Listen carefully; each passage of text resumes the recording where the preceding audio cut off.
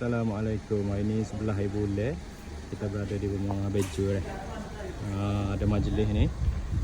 Jom kita tengok. Ni setup untuk kambing golek. Boleh tengok lah. Hari ni dia ambil dua kambing golek seekor, lepas tu kambing slice 25 kilo. Yang ni kita bagi free dah. Siapa ambil 2 ekor kita bagi free puding. Apa ni? Puding mix flavor. Ada puding caramel. Sedap ni.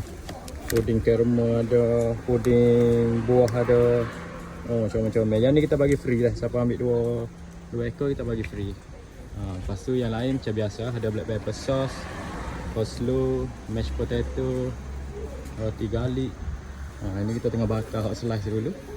Nanti dah pukul 12 lebih.